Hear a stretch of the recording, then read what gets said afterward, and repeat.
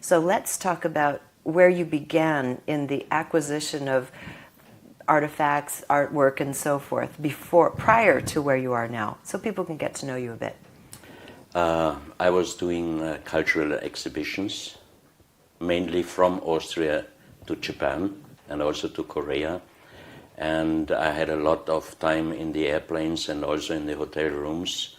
And I read many books. I was skeptic against many things. And one day I just had the idea it would be the best select all these strange artifacts which are presented in some of the books and bring them to Vienna into an exhibition and give the scientists the chance to check on them and find out if they really are original, really old, or new done fakes or frauds. So this was a little bit naive. I didn't know that it brings a lot of problems and trouble. And the biggest surprise was we found some scientists, they did us some researches on some of the pieces, and they never found out that these pieces are new done.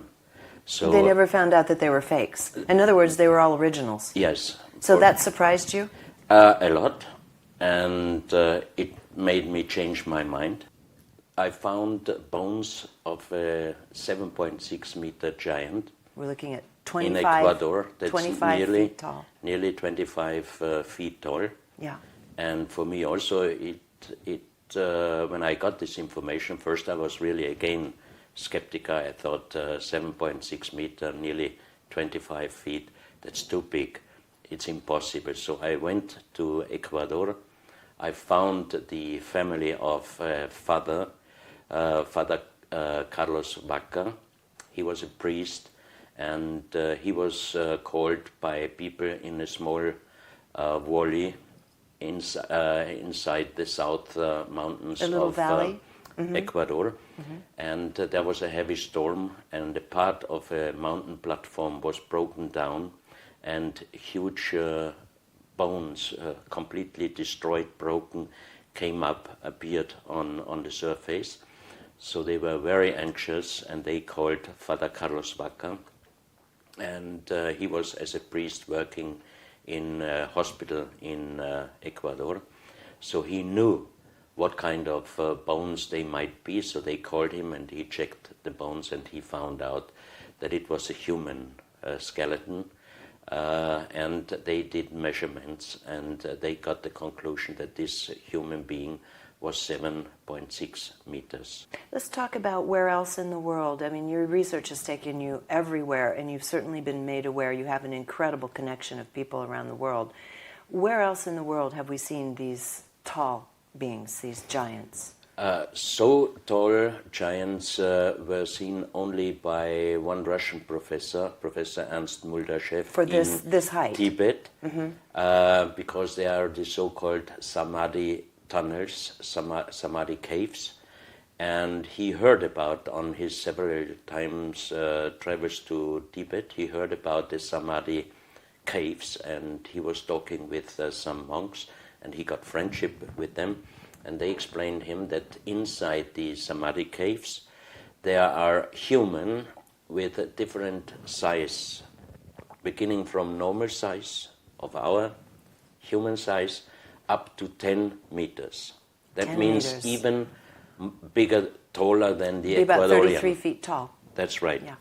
So after several trips there and getting closer and closer friendship to the monks, they allowed him to do a special meditation, and after a few days he was able to enter into one of those Samadhi caves, because usually if you enter they are protected through energy. Yes. That means you could go in, but from the beginning you start getting heavy headache. Yes. And it's getting more and more until you are dead. Yes, I understand. So he was allowed, and through this special meditation, he could enter into one of these Samadhi caves, and he saw human in different size sitting in the lotus seat, and the bodies have no functions. but they are not dead. That means that the explanation of the monks was that they are connected with a silver string with the universe. That means that they could be able to go back to life whenever they would decide. So it's almost as in a suspended animation. Do the organs still function? No. They're sleeping. Everything is asleep. The body has completely zero function. Yes, zero function. But the bodies are not dead. That means they really could go back to life whenever they would decide. And what types of bodies was he seeing in there? Very strange ones, normal ones, but also up to 10 meters. And he is the Russians' most famous eye doctor because he did until now the only functioning eye transplantation. And he is also a member of the Academy of Science in Russia. But still, his colleagues, of course, didn't believe him. So when he heard about my story about bones from Ecuador, from nearly 25 feet giant, he visited me with his expert colleague, and they checked the bones, and they also recognized that these bones are from a real human giant. And it's an approval for him that not only approval for him, for his colleagues, that his story is not just a story. The samadhis really are existing in Tibet, and the Tibetan monks told him that the same samadhi caves are in Mexico and in South America. And there are stories about the Spanish conquistadors when they took out the mummies from the real Incas. They still, and it was described in historical papers, they still had the skin like alive. And the question is, were they samadhis, or what kind of mummification did they use that the skin was nearly like from a living people? And maybe what kind of chamber were they being preserved in? What were the energetic forces in the chamber? That's the other question. Also, yeah.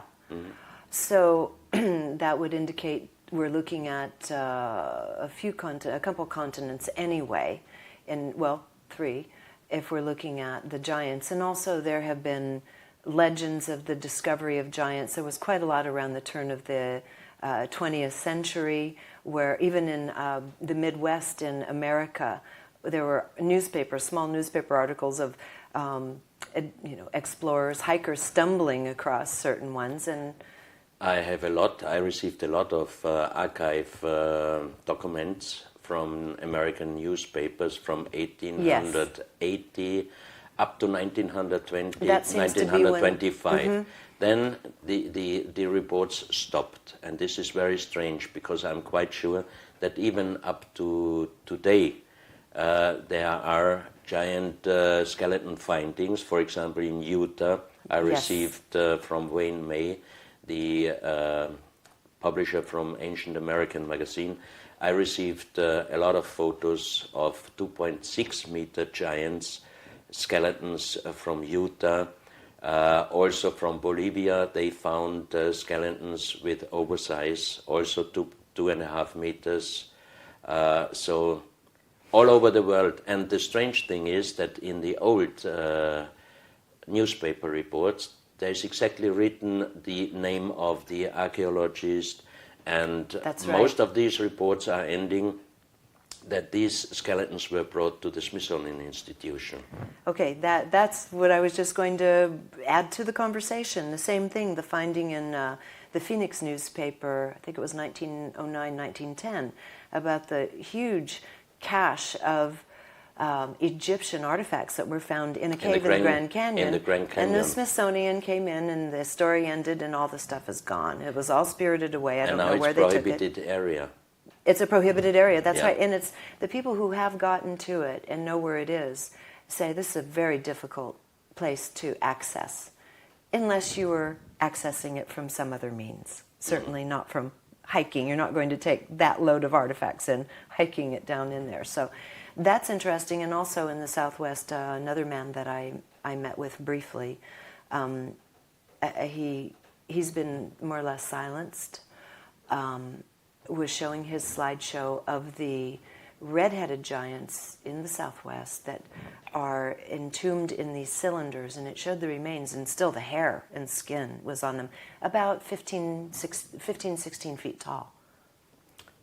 Yeah, I also got a report from Utah that a man there found in a cave 2 mummies. The man had red hair and was Red about hair. 3 meters and had a kind like armory on it. And the lady was blonde and 2.7 meter. And in the same cave there were about 60 stone boxes, precisely done, with copper plates with a completely unknown writing on it. So very interesting. It is. I just love this subject. You have this little piece here, and we'll get a close-up on this one. And it's the same thing again that we've seen repeatedly, and also shows itself in the Egyptian hieroglyphics. And that is this little person with this cone-shaped head. This pops up all over the world, and this particular artifact is part of a group from Central America. A farmer found in a cave 3,000 artifacts. 2,500 are stone-made and carvings in stones.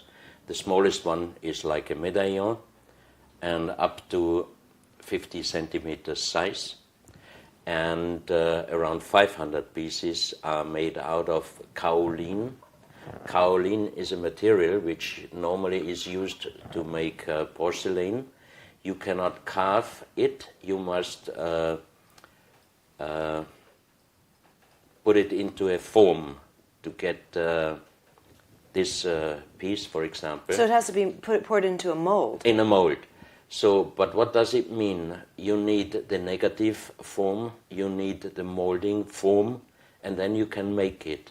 And first of all, you must be a real good artist to be able to make such pieces. Oh, these are amazing pieces. That's number one. And here you have, for example, a complete elongated skull, and this looks exactly like some of the skulls from Ica in Peru. That's very close to the Nazca lines. So it's very strange, and therefore I would be really interested in doing a DNA analysis on some of these skulls. Second, to make 500 pieces, that means you must make 500 negative molding forms, and then the molding form itself. Because you wouldn't be able to reuse the mold. And then you just make, out of each one, you make only one piece. I mean, that wouldn't make any sense. Then we did specific weight checking in Vienna, and we had to put this piece, which you hold now in your hand, we had to put it into the water for the specific weight test. And when I got it back and it was wet, I tried to move a little bit from the patina. As you can see here, this, Yes. the patina, Yes. was easy to remove. So I was very much surprised, and I thought, oh, this is a fraud, because usually if you have an artifact with such a patina and you put it into the water and you take it out, you cannot remove the patina that easy, because it connects with the original material, the patina. So I talked with a physicist about this, and he explained me that on this material the patina cannot connect to the original material through the Because of the nature of the ceramic? Right, the nature of this material. Yes, So he explained, of course, in 100, in 500, in 1,000 years, it's getting a patina, but comparing with other material, the patina would not be able to connect completely with the original material, and that's why it is very simple that you can remove Yes. the patina, even it's very old, from this piece is very easy. So I wouldn't. I was, but again, Yeah, I was yeah, personally, surprised. I was surprised, and I thought, oh, this is a fraud, because why you can remove the patina that easy? But if you talk with really good scientists, sometimes you get a good explanation. Trying to ascertain what just this one piece means. You have the side of the face of a sharp-toothed creature of some kind, and on the inside of the mouth is the face of a human being, being embedded or housed within another being. And then it looks like technology, like a spaceship even. Like you can be a spaceship very Definitely, easily. yeah. I mean, this elliptical part, it seems like we're getting very, very close as a species to starting to see a very interesting human path emerge. And especially I was very surprised when I received the first photos from this collection, because I always said I would not talk about aliens and flying saucers and everything as long as I do not have any approval.